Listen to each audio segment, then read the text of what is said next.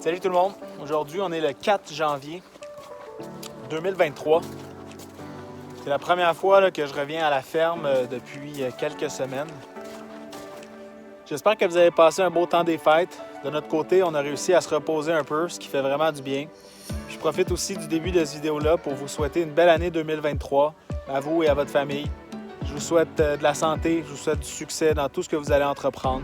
Puis je vous remercie aussi de nous avoir suivis en 2022 puis d'être encore là avec nous sur cette chaîne-là en 2023. Il y a des belles choses qui s'en viennent pour nous, puis j'espère que vous allez rester avec nous. Fait que c'est la première fois que je reviens à la ferme là, depuis 2-3 semaines. Depuis ce temps-là, on a eu une météo assez extraordinaire. On a eu des chutes de neige abondantes. Une tempête de 35 cm, une autre de 40 entrecoupé là, de périodes de redoux où les températures montent en haut de zéro. Puis la dernière tempête était accompagnée de vents, des rafales supérieures à 70-80 km/h. Donc aujourd'hui, je suis venu premièrement déneiger. Ça fait 3 heures que je déneige, ça paraît pas. J'ai pas tout à fait fini, je vais devoir revenir demain. Puis je vérifie les installations. Donc avec les vents, il peut y avoir des arbres qui sont tombés. Donc je m'en vais faire une visite à la cabane à sucre. Donc j'ai pas terminé de déneiger autour de la cabane à sucre, mais ça a l'air beau. Pas d'arbres qui sont tombés à proximité.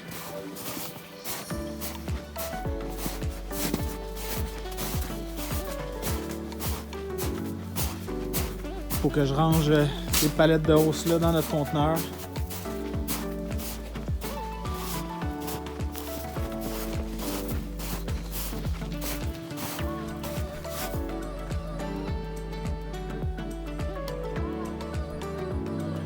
Assurément là, qu'il y a des arbres ou des arbustes qui sont tombés sur nos lignes de tubulure.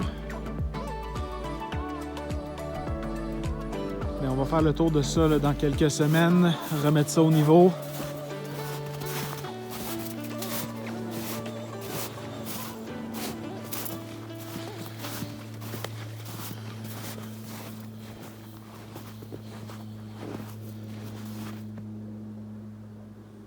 Bon, maintenant je vais aller voir les ruches.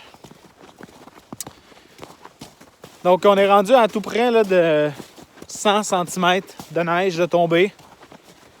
Mais avec les périodes de redoux, on termine une période de redoux aujourd'hui même. Demain, il annonce un autre 10 à 15 cm, mais les dernières journées, là, ça a fondu vraiment beaucoup. On a eu des températures qui sont allées jusqu'à 4-5 degrés pendant une très longue période, là, pratiquement une semaine. C'est vraiment inhabituel pour cette période-ci de l'année. Les moyennes de saison devraient plutôt tourner autour de moins 8 degrés durant le jour.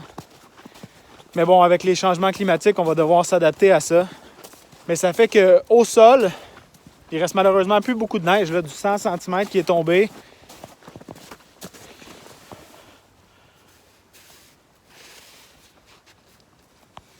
Vous voyez avec ma main, il reste peut-être un 15 cm. Donc malheureusement, c'est pas une super bonne nouvelle pour les abeilles. Nous, la neige, on en a besoin. Ça fait partie de notre isolation. Donc la neige qui vient tomber sur le côté des ruches, c'est un isolant naturel. Ça aide les abeilles à thermoréguler leurs ruches. Ça diminue la consommation de ressources à l'intérieur de la ruche. Et puis si elles n'ont pas ça, ça va être plus difficile. Donc je suis allé déneiger tantôt là, notre petit chemin autour des ruches. Puis il n'y a vraiment pas beaucoup de neige. Il y a même des ruches où il n'y a pratiquement rien autour. Encore une fois, avec les changements climatiques, il va falloir s'adapter à ça. Est-ce que c'est plus d'isolant? Est-ce que c'est une autre façon de faire? Il va falloir rester à l'affût. Donc voilà, pour vous donner une idée là, du site d'hivernage, on est protégé là, au nord-ouest par une pinède, pin gris. Puis ensuite, c'est pas mal la forêt tout le tour. Bon, il n'y a pas beaucoup de conifères là, de ce côté-là, mais ce côté-là, c'est sud-est.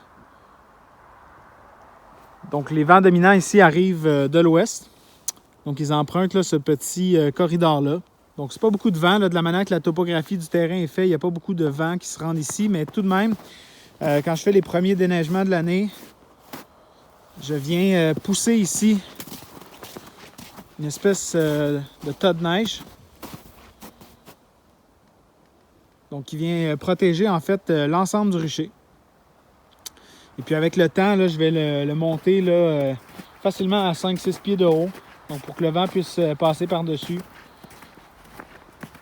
On a beaucoup de ruches là, qu'on hiverne ici maintenant. Là, bon, je n'ai pas compté, mais facilement au-dessus d'une centaine. Donc, ça vaut la peine là, pour nous là, de faire ce petit brise-vent-là. Donc, vous voyez, là, le tas de neige est déjà en fait à la hauteur des ruches. Donc, ça va aider là, si jamais on a des bonnes rafales. Ça va ralentir là, l'effet du vent. Donc, on a tous les nucléis qu'on a rapportés. Les palettes de 3 sont emballées ensemble. Puis ensuite, un paquet de ruches là, de pleine grandeur.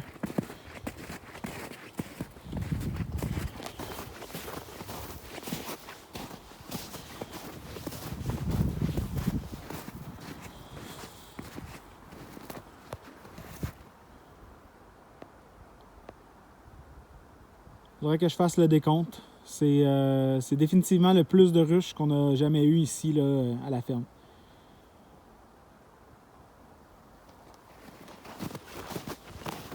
Puis j'ai vu des abeilles voler tantôt, en après-midi.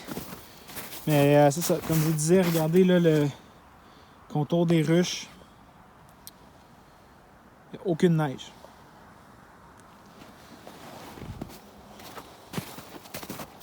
Même chose de ce côté-ci.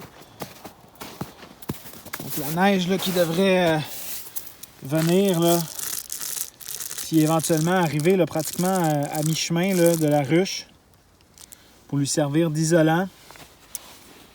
Mais là, le 100 cm qui est tombé, on ne l'a pas.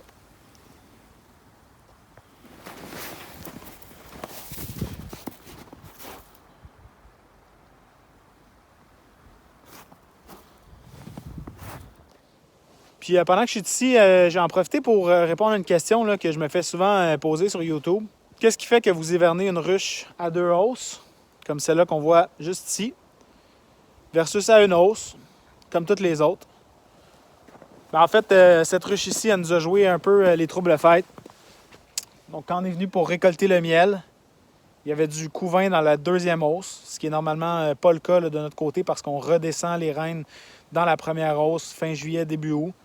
Donc là, par un tour de magie, la reine a soit passé au travers de la grille à reine, soit qu'il y a eu un remérage, puis il y a une cellule qui a éclos en haut de la grille à reine, soit qu'il y a une reine qui a été remérée en bas puis qui s'est trompée d'ouverture. Quand elle est revenue de son vol de fécondation, elle a rentré par en haut. Il y a un paquet de scénarios, mais il y avait trop de couvain pour tout descendre ça à une hausse. Donc dans ce cas-là, on n'a pas le choix. On y va à 2 hausses. Cette année, on en a 2 comme ça sur 85 ruches de production de miel. Donc c'est quand même pas mauvais. Mais c'est sûr qu'on priorise toujours l'hivernage à une hausse. Pour nous, c'est plus facile à gérer au printemps. C'est plus facile à transporter quand on a besoin de les transporter. Et au printemps et à l'automne. Vraiment, on aime mieux une hausse. Bon ben voilà, c'est ce que je voulais vous montrer aujourd'hui. Un petit tour du rucher, un petit tour de la ferme. Périodiquement, au cours de l'hiver, on reviendra là, vérifier l'état des ruches. Puis entre-temps, je continue là, d'éditer quelques vidéos que j'avais prises cet été, que j'avais pas eu le temps de publier encore. Vous en avez vu quelques-uns au cours des dernières semaines. Il y en aura certainement quelques-uns encore à venir dans les prochaines semaines. Si vous n'êtes pas encore abonné à notre chaîne, ça nous ferait vraiment plaisir si vous cliquez sur le petit bouton pour vous abonner. On n'en revient pas encore là, de penser qu'on a commencé cette chaîne YouTube-là durant la pandémie de COVID, simplement pour partager notre passion de l'apiculture avec nos familles, nos amis qu'on ne pouvait pas rejoindre. Puis maintenant, vous êtes plus de 1300 à nous suivre sur la chaîne. C'est incroyable, on est extrêmement reconnaissants. Merci d'être là. Fait que sur ça, je vous souhaite une merveilleuse semaine, une super année 2023. Puis nous, on se dit à la prochaine fois. Salut!